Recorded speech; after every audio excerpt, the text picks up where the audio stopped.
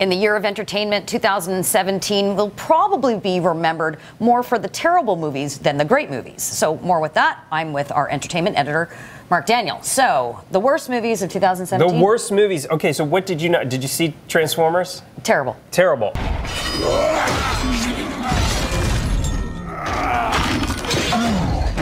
I've come for that staff.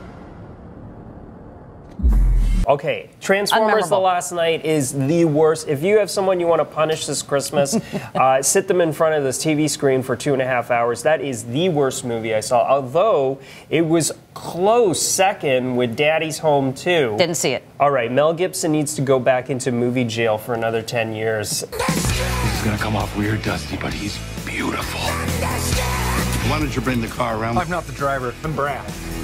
Stepdad? My dad's coming too. That is like, Mel Gibson was horrific. He smirked through this whole movie. I just wanted to like literally stab myself in the eye. Now look, I know you love The Rock. I do, big fan. I know you love The Rock. But the fate of the Furious, like seriously, enough with the Fast and the Furious movies. They gotta like put a fork in them, they're done.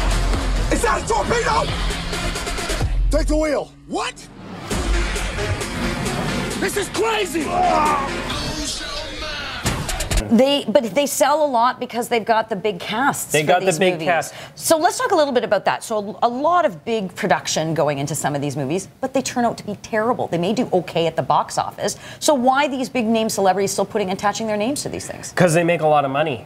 You know, that's really like stop, full point right there. They make a lot of money. The Rock is going to get his own spin-off with Jason Statham, but there is nothing worse than seeing in this most recent Fast and the Furious movie, Jason Statham, they're saving the baby on a plane. It's just made me want to vomit. And then you got Tom Cruise. All right, Tom Cruise needs to put himself in cruise control. The Mummy killed the Dark Universe franchise for Universal. They had a whole plan to do movies based on all these famous movie monsters, Frankenstein, Bride of Frankenstein. It's dead, it's over. Poor Tom. What's interesting is, as much publicity as they get, they kind of go in with a bang and come out with a whimper, is really what has happened. And The Mummy, I think, is a good example of that. The Mummy is, yeah.